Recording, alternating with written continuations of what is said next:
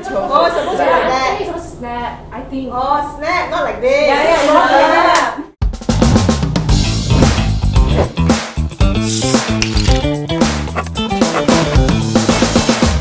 Hi everyone, welcome to Sunway International School's first Report Card podcast. Today I'm very privileged to have with us a very special educator, and she is none other than Master Helen Pike from Magdalen College School in Oxford. So Helen, I really would like to spend the next few moments getting to know you better. Absolutely, and thank you very much for inviting me onto this podcast. Truly to us is an amazing opportunity experience for us to have you here. Just wondering how's our Malaysian weather treating you?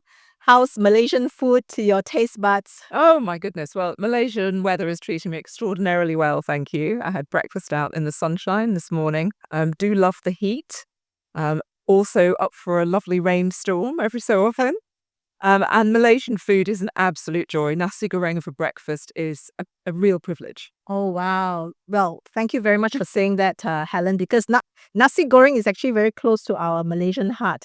And so for you to say that means a lot.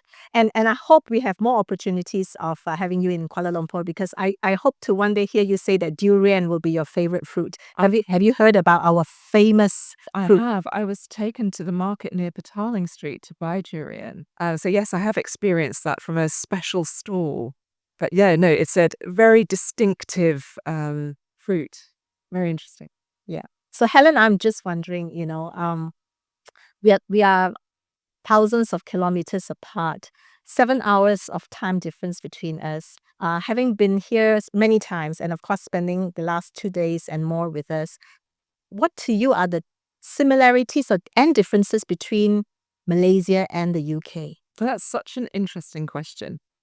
I mean, one of the things that we've discovered over our conversations over the past couple of years, I think, is that sense of shared values. And it stems, I think, from two societies, two nations, each of which are firmly rooted in the rule of law, each of which are very multicultural, very committed to a set of shared values which enable people to live together and to celebrate culture.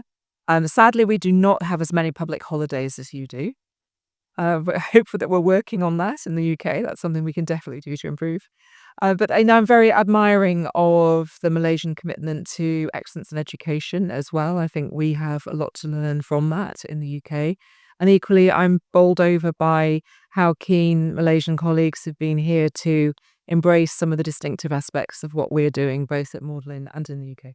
Great, thank you. Indeed, we do. We do want to embrace a lot of the good practices, cultural habits, and all the good things happening, in your part of the world as it is. But I'm also curious, Helen, if I may ask you another question. I think I speak English, but I also think that I may sound rather odd, perhaps, or my countrymen may sound different to you. How do you find our English? I don't know if we are speaking Queen's English, but is it fairly comprehensible to you? Oh, good heavens. I often think that people in Malaysia speak English considerably better than English people do, and I do. I think sometimes our English gets a little bit contaminated through our proximity to it. So no, not at all. I've begun to understand that there is a Malaysian English accent. I'm beginning to understand that, and some of the lovely turns of phrase that are distinctive to this part of the world. But no, the shared language is literal as well as metaphorical. Oh, great. That's really heartening to hear. So I hope if I punctuate my sentences with the occasional la, Malaysians tend to end everything we say with a la. I hope that's okay. Cool. Helen, really, I think the work that we do is about education, bringing good education to students. Sometimes we use the word quality education. Perhaps I could, sitting down with you now, hear your thoughts on what is quality education, in your mind? That's a really good question. It depends in part on the students who are in front of you, doesn't it? What is the right education for one student might not be the perfect one for another. And part of making a choice about school is understanding that schools are distinctive and finding the right fit for the right student. To me, having worked in 6 really top flight schools and now building a global family of schools, that there is a distinctive sense of good competition, fair competition, collaboration built in, and overall a strong sense of culture. So the schools build it in different ways. I love schools where there is a lot of music making. So Magdalen singing traditions were important to me in that respect. The schools talk a lot about ethos, don't they? So build, understanding and being confident about what is distinctive in terms of what your school is offering and using that as a platform on which to build the confidence of your pupils. Yeah, absolutely. I think what you said really resonates with me, and so Helen, I mean, I as I read the literature and find out more about schools in the UK, I understand there are more than 1,000 independent schools just within your amazing city of Oxford. There are many schools, as you've said, and I like how you've positioned the notion of competition. It's about good competition, not bringing the best to students in the fair way. When you're talking to parents, how do you distinguish, or how do you set apart, as it were, Magdalen College School in Oxford, against or alongside other schools in the UK? That's a really interesting question. I mean, we are known for our examination results, and it takes a lot of very focused and concerted effort to be that good, that consistently. But the secret of it is actually to do with some of the things which perhaps less obvious. So having been around for over half a millennium really helps because it gives you the confidence to innovate and also to relax and enjoy some of the traditions that we have as well. So it's a mixture of both of those things. I think it's something I also see when I meet many generations of our alumni who are very close to the school. We had an event recently in the Natural History Museum in Oxford, and the oldest attendee was 91 and the youngest was 8. And they're all connected across the decades by their love of the school and their commitment to the values that the school has. Those very old Wainfleets, the literal old Wainfleets, recognise the school. They recognise some of the essential happiness, the quirkiness, the joy of the place in the current pupils. And they also recognise that the school has transformed out of all recognition because the school that they attended was recently emerging from the Second World War. And now here we are in the third quarter of the 21st century. So obviously the school is different, but equally there are some really powerful continuities there. So in the context of you speaking to, let's say, a family or a student who's considering which school should I go to, and many schools do claim they are creme de la creme in different areas. What is your advice? I mean, what do you say to them to help them decide on the right school, as you say, and in particular, Magdalen College School? No, I can say to you exactly what I say to all parents around the world, which is there is no one best fit. There's not one perfect school. What you're looking for is the right school for your child, and visiting the school is important. Looking at the pupils, talking to the pupils, meeting colleagues, just getting that feel for it. Ethos is about some of those things which you can almost see they feel so real to you, but they're actually made up sometimes of a lot of things that you can't quite see. Tone is really important. How do the students talk to the staff? How do the staff talk to you? What does the head of the school see fit to prioritize in their talk? This is somewhere that you just feel that you would be at home, and you don't necessarily have to feel completely comfortable from day one. You may feel that sense of challenge and aspiration. That's great too, but just that sense of good fit. That's wonderful, Helen. I like how you position, that choice and this decision through the lens of a parent and a student, what they're looking for. Am I right that you're also a parent? I was. Yes. So you had to hear more about. I was. Yeah, I was a parent at Magdalen for almost a decade before I took up posts, and nobody wanted the job more than I did because I'd seen the transformative power of a Magdalen education on my own stepchildren. Yeah. Right. So you were a parent first before becoming the master of. That's amazing. Oh, my younger stepson left the upper sixth just as I joined, I think, thankfully for both of us. But they remain very proud that I am Master of Magdalen, and my stepdaughter is just married in Old Wainfleet as well. So, yeah. A family of Wainfleets. It's a very Magdalen family. That's amazing, yeah. So just picking on that point, you are a parent, now the master of the school. Like to maybe get into your headspace, as it were, as an educator. Maybe going back to when yourself as a student, before we talk about you being the educator, what was school like for you? Oh, wow. Oh, wow, really different. Goodness me. Well, first of all, it was in the 80s and the 90s, which was a different time, I think, for all of us. I'm sure your school days aren't like these school days. No, exactly. Yeah. I also was from a state school, a government school in the UK, and was the first in my family to go to university. So it was a very different experience. And I went to Oxford. So I understand very profoundly the transformative power of education in general and of Oxford in particular. So it was a double homecoming for me to be in my stepchildren's former school and back in Oxford as an educator. But that has made me quite messianic about transformative power of education and the power of schools and communities too, and the improvements that having great schools bring to their local communities. Right, absolutely. So just so interesting speaking to you, Helen. Yeah, so you as a parent, thinking also about you or talking also about you as an educator, now the master as well of Magdalen College School in Oxford. What are the things that you really envision? What are the things that you want to do for your school, with that parent perspective, educator perspective? Absolutely. How do you envision Magdalen College School going forward in this century? Yeah. Well, the key thing for me is bringing the wider world into the school and taking the school out into the wider world in all of its forms. So creating the most sustainable school that we can have in every sense. And so actually, the Sunway partnership is an element of that vision. Not just pupils visiting us, but being able to have a conversation across the globe with top flight educators and being able to widen the horizons, literally and metaphorically, of pupils in Oxford and around the world. So I'm just imagining and envisaging you on a day-to-day basis, Helen. You've been a parent, you've been in the school as master for about 10 years.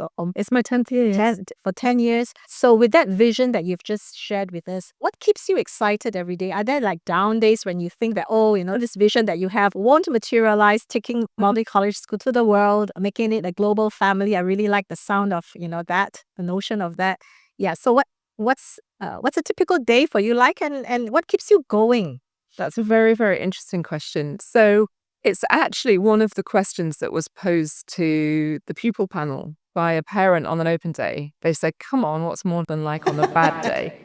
And it's a really good question because everybody has bad days. I really appreciate why you might be asking that. And it's fair to say that the world is facing challenges. I feel sometimes as though there's been a decade's worth of global current affairs every year in the 2020s, and that's presented challenges for all of us, challenges in terms of changes of government, in terms of the future of the planet, working outwards. So I think all of those things lead to a mindset of educating young people to manage future challenge. And I think also on a day-to-day basis, it's making families and therefore children in families more anxious, more concerned, more aware of these things, less able to concentrate on the things that they can influence or even control insofar as any of us can control anything.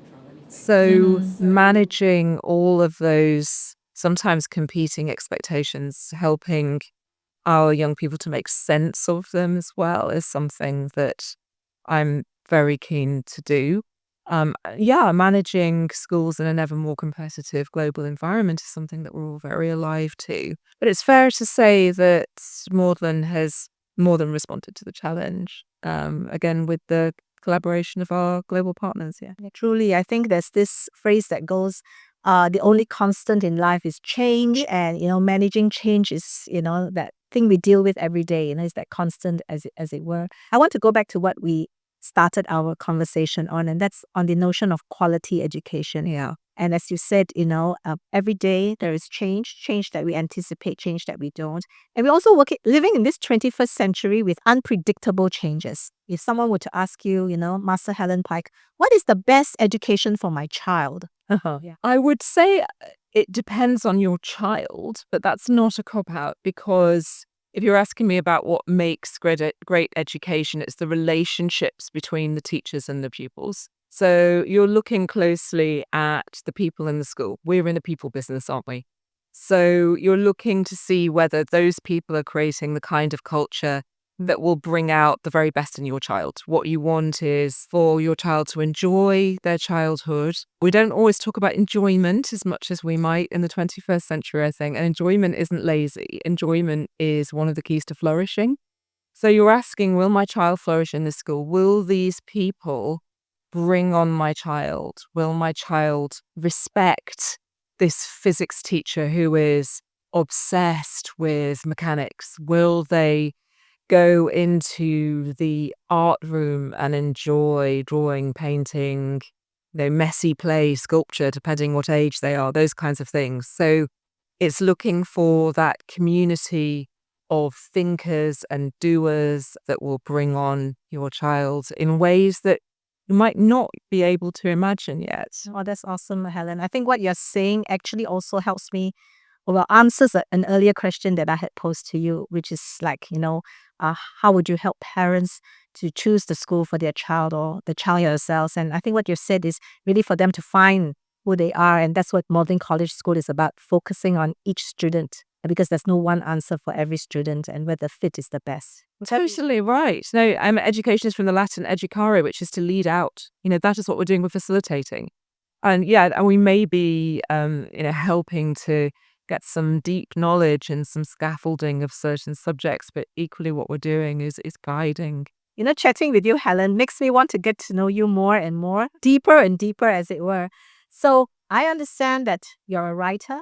You are also you're a novelist and an editor. I think we've talked about a book that you had written before, but what are you working on? Absolutely. I'm currently working on a chapter for a book about change management in education. Actually, I've just been commissioned to do this. It's based on some work that I do with an organisation for whom I'm an educational consultant. I'm a senior advisor, and I've got to translate some of the work I'm doing through my coaching diploma and through my experience of managing some pretty significant change in the past decade and a half. Now, we've had major pandemics and new buildings, the kind of routine crises that happen in schools, to be honest. So putting down some of those thoughts, and who knows, one day there might be another novel. Help me understand how you manage your time. You are running a school to build a global family. You are an editor, a novelist. You're working on a project you're doing. If you had to choose one thing to do, Helen, assuming that you can only do one thing, what would that be? Oh, I'm a storyteller. So as long as it involves telling stories in some form, then that's what I'll be doing. And that's one of the reasons why my job suits me. Yeah, I'm the school bard. I'm just looking at time because I think really this conversation can go on for a long time. Thank you so much, Helen. It's really so enjoyable always chatting with you. I thought that I know you well from our many encounters, but this conversation has really told me so much more about you. Thank you so much for making the time to have the conversation. Yeah, absolutely. Anytime. And maybe just to wrap up this session, if you were to give an advice to the listeners of this podcast, Malaysians and non-Malaysians, what would your advice be? I would say be open-hearted, be open to whatever is going to happen next. Thank you. And so this brings us to the end of the first episode of Sunway International Schools Report Card podcast featuring Master Helen Pike from Magdalen College School in Oxford. Have a great day, everyone. See you again.